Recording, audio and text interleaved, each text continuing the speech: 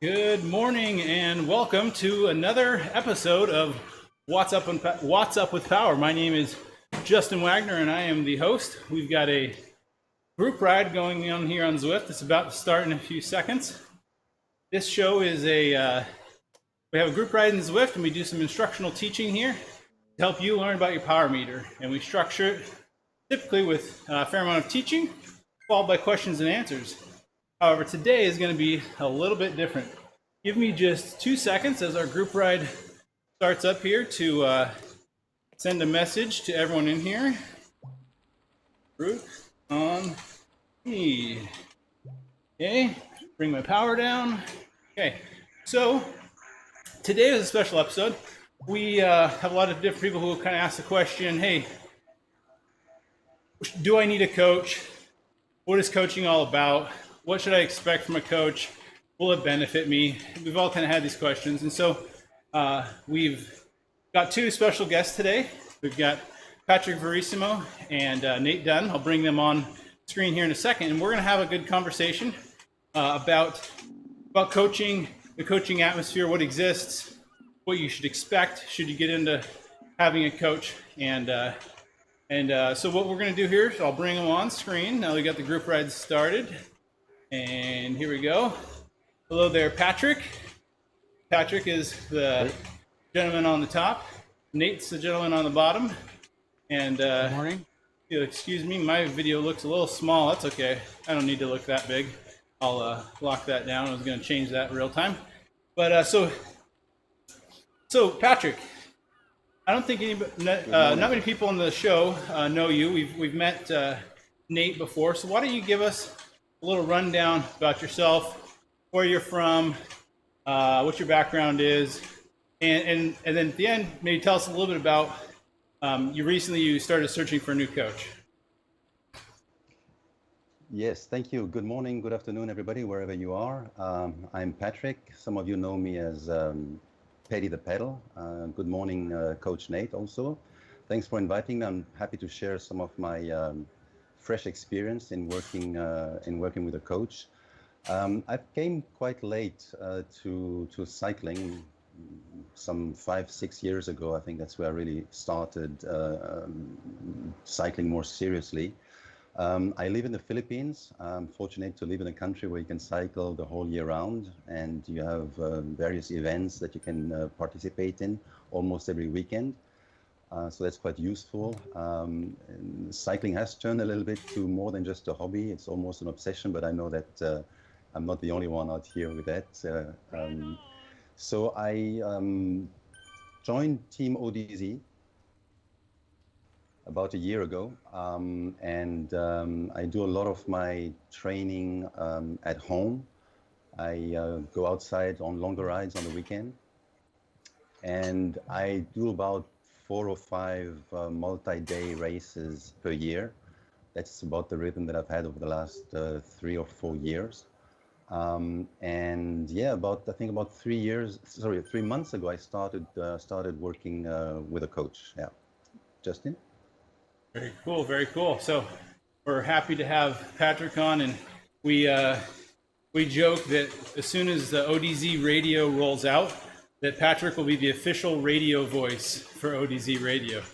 Got quite the buttery smooth voice is how I would describe it. So, in fact, I'll embarrass him a little bit that when I was playing back a short clip we did recording in preparation for this, and my wife overheard it, and she said, "Oh, who's that?" So, just saying.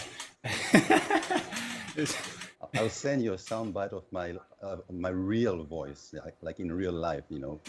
Oh, this is your radio voice? That's exactly what it is. It goes for all those different devices. Very cool. So glad to have you. So let's switch to Nate for a little bit now. We're gonna have Nate. So Nate's the coach with Data Driven Athlete. We've had him on here many times. He gives great presentations, very good information. And so what I specifically wanted him to come today and talk about is what does the coaching landscape look like? What are the different engagement models and this kind of thing? So Nate, if you wouldn't mind, take a few minutes here and kind of give us a good understanding of this coaching space and what people should expect to get out of it. Yeah, absolutely. Thanks for having me on, Justin. And hello, Patrick. Again, my name is Nate Dunn, and I'm the founder and head coach at Data Driven Athlete. And happy to be on this morning and talk a little bit about kind of some of the general trends in the coaching industry and kind of what to expect and whatnot. So, first of all, I think for anyone looking for a coach, probably some of the great news is that there are a lot of great coaches. If you're lucky enough to live in an area, a local area that has a large cycling community, oftentimes there's a lot of great local coaches that you might have connections through friends or teammates. And then also, obviously, with the advent of the power meter and better technology, like Training Peaks and other online training software, you can also search for and get great coaching advice remotely as well. So whatever it is that you're looking for, whether or not it's a local coach or one remotely, there are a lot of great options, and it's a really robust and dynamic industry of people that are wanting to coach and wanting to find athletes and do a really good job. So the first thing I kind of wanted to talk about was pricing. And oftentimes when people, it's hard if you're not familiar kind of with the coaching industry to kind of see where pricing comes from. And as I can best explain it, pricing generally comes down to two primary factors, and that is the qualifications of the coach. And those qualifications might include, past athletes that they've worked with.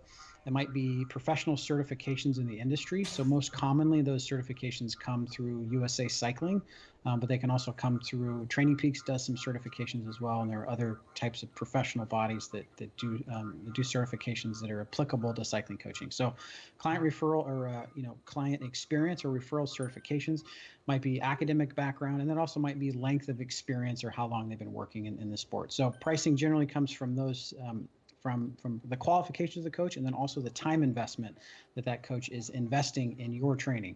And so we're going to break that down a little bit in terms of exactly where does that time come from, and more specifically, kind of how does that shape the different types of typical coaching packages that people offer. So again, as I see it, and this is kind of how I would define coaching being differentiated kind of on four main points, and that is contact. So how frequently you have contact with your coach, and generally that breaks down to text, email, Skype, or obviously if you have the the benefit of being with a local coach, that might mean meeting up with the coach, doing a ride with the coach. So contact, frequency of feedback on rides. So how frequently is that coach commenting on your ride? So if you're using the Training Peaks system, that involves looking at your ride, leaving a comment on that ride, and then you getting a notification that your coach has looked at it. So contact with your coach, frequency of feedback on the ride, the flexibility of your training plan. So do you get one prescription of training and then your coach doesn't make any edits to it, or do you have an unlimited ability to make edits to that training plan? So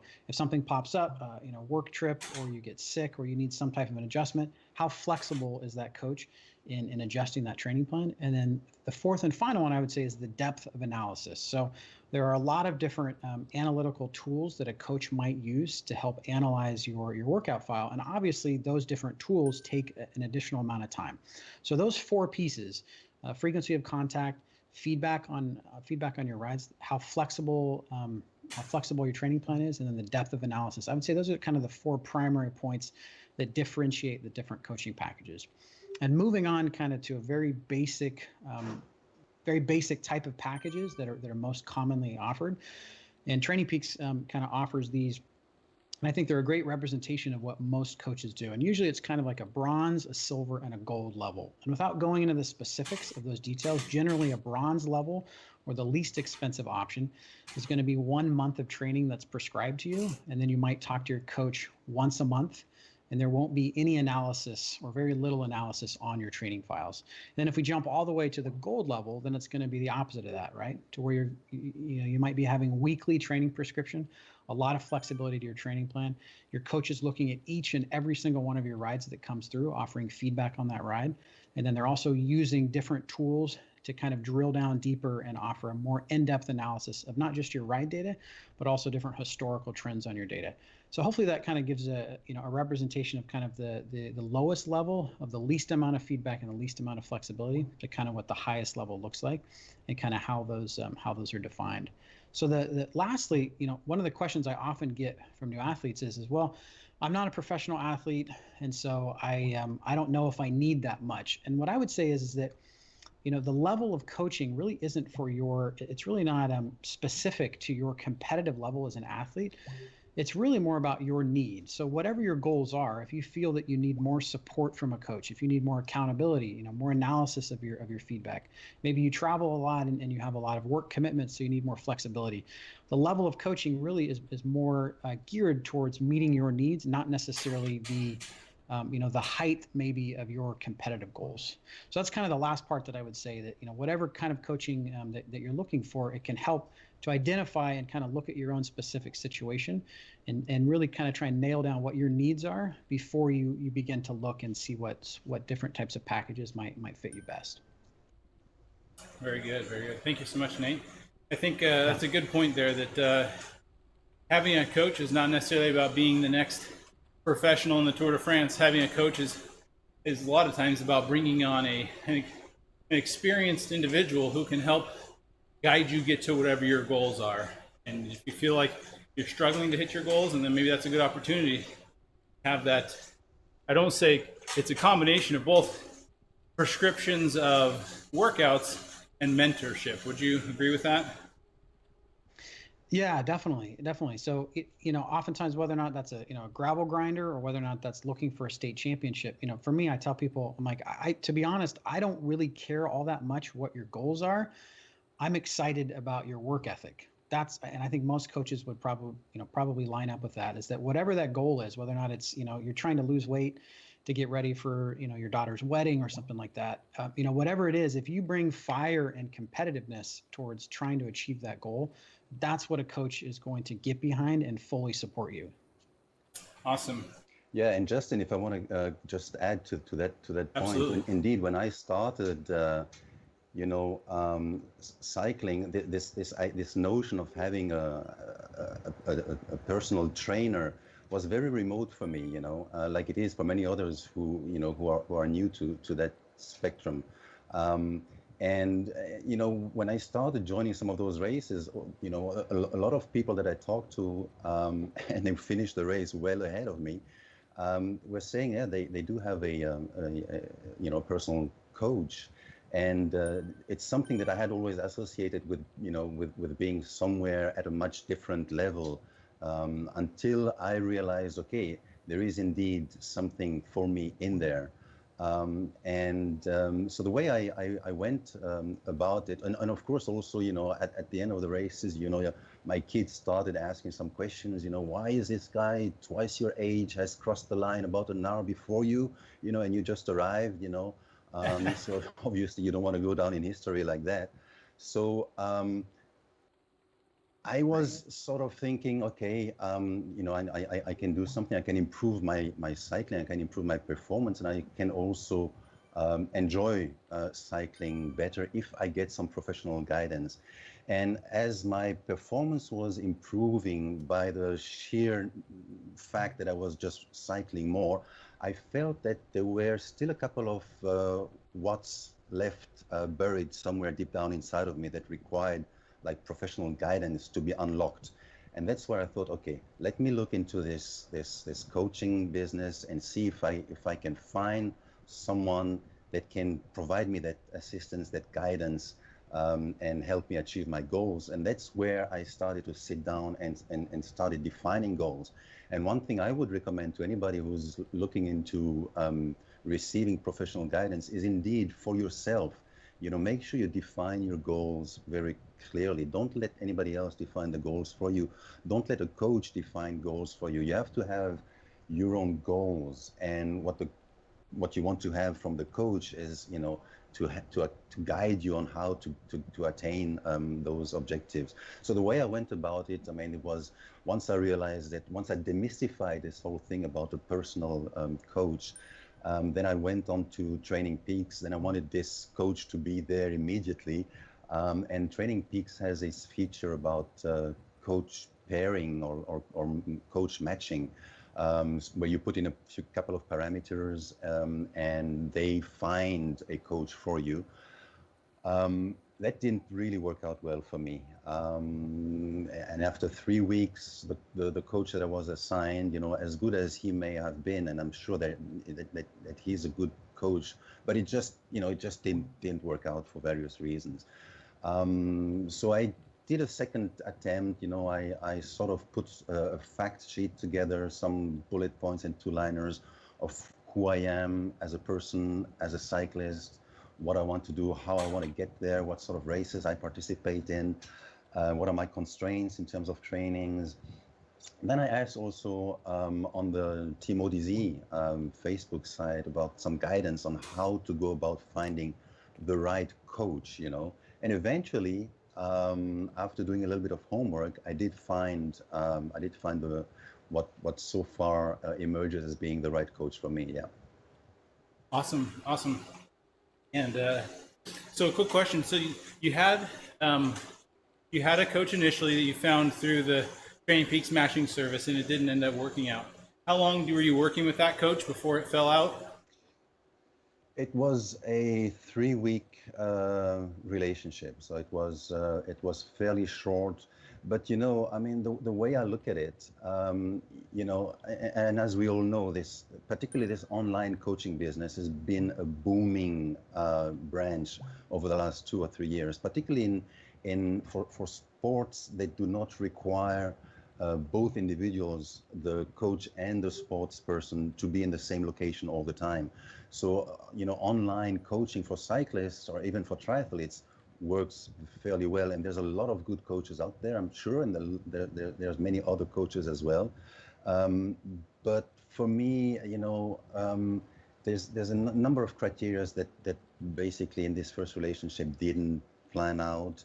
And one being extremely important when it comes to online coaching, and Nate has referred to this in his presentation, is the communication. It's a different way of communicating.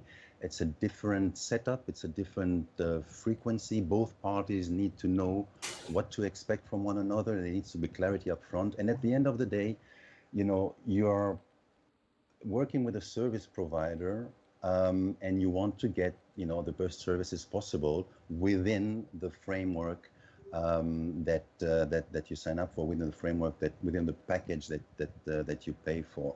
And one recommendation that I would have to my friends out there considering taking on the services of a coach is, be very upfront about what you want, what you need, and how you want the interaction with your coach to be. Be very clear on those expectations, and try and get as much clarity as possible from your prospective coach also on how much he or she can give and can match those expectations. And when you see that it's not working, just stop it. It's for the benefits of both parties, and try and find a different one. Very good.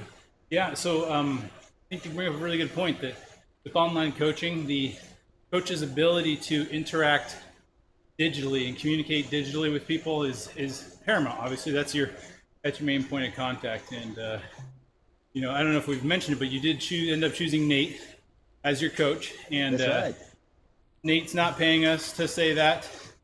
And so I'm going to embarrass him a little further and say I do believe he is a very good online digital communicator. We obviously coordinate a lot for this What's Up with Power show.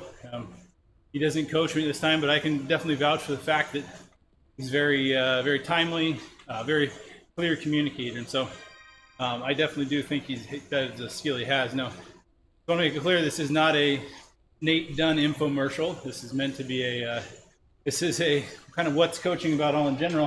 And we actually have a good question here from, I'm going to butcher, Kravix Daniel Fox Samps. And the question was, do these coaching sessions include nutrition?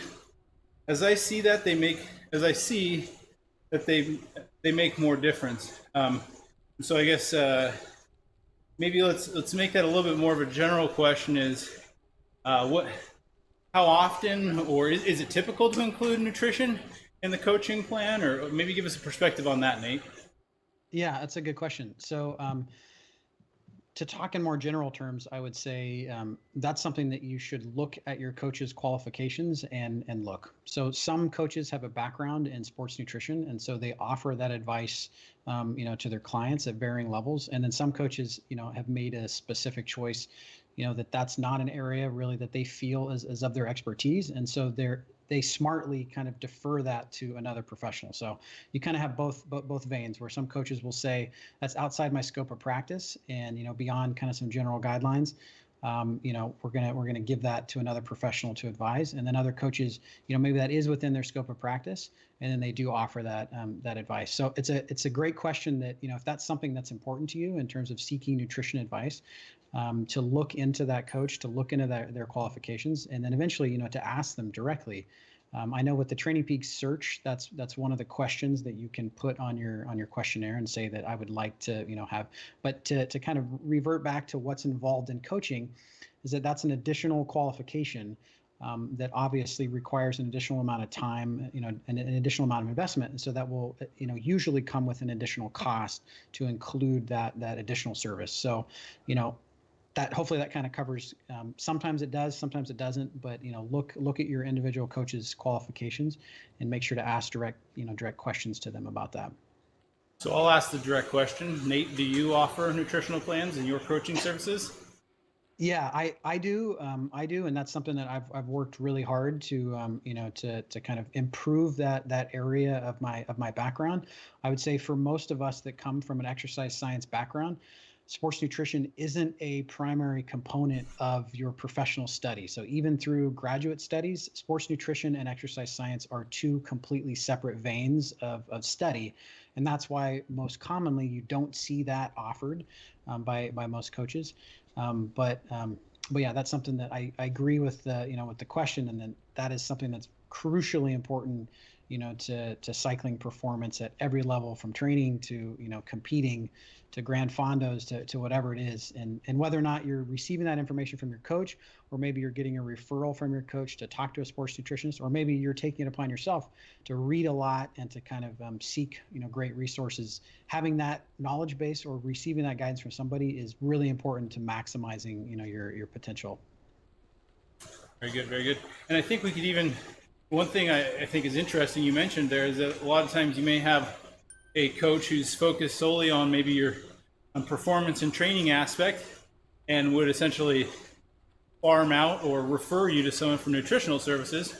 You'd also read that the other way and say, hey, look, if you are, let's say you've been self-coaching for a while and you actually feel like you can coach yourself a bit, but you're looking for nutritional advice, I think there's opportunities to bring people in solely as a nutritional consultant as well. Would you agree on that, Nate?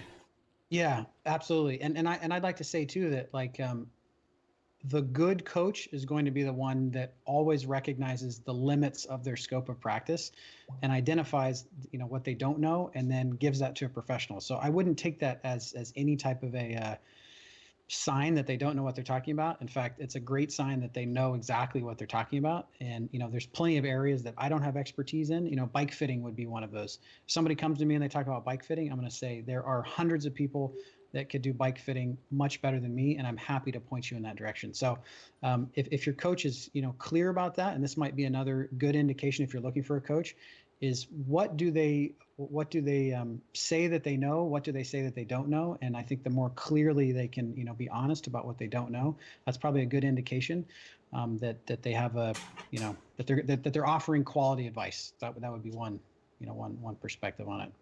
Yeah, and Awesome. just to add to that, I mean, for me, it was one of the key factors in influencing my final choice of choosing a coach, because we know that there is a vast spectrum of experts out there that can help you on cycling.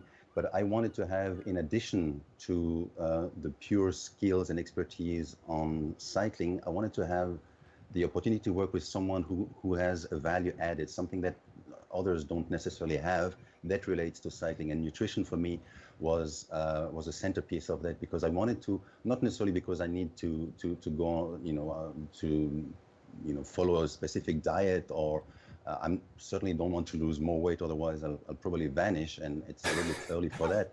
But for me, what was key is to understand the connection between nutrition and better performance on the bike, and that's what I get here. Very good, very good. And I do want to give a short call out. You know, on here on the channel, we do have a nutritional show, completely free of charge, called In the Feed Zone. Coach Jason Flores discusses a lot of the current trends in research and the media around different nutritional topics. He breaks it down. A lot of Nate's content actually makes it on there, which is great. And so those are on Friday mornings at 5:45 a.m. Pacific. So translate that into your local time zone. That is 45 minutes before this show started on Fridays. So, and I would just add in there real quickly too, that if it's nutritional advice that you're looking for, and I'm biased in this respect, but there's so much nutrition information out there from, you know, different types of diets that people are pursuing now for cycling performance. And if I could offer any advice, it's that the person that you're talking with, or the information that they're giving, how do they reference their advice, and whatever it is that they're giving, I'd say that's the foundation, I think, to being on track, to being able to really trust, you know, the advice that they're giving. So what you're saying is, if Justin says you should eat Wagner bars because they taste delicious and they're extremely good for you, and I'm an engineer, it might not be the most solid background to prove that, you know, I actually know what I'm talking about. I might just be trying to sell you Wagner bars.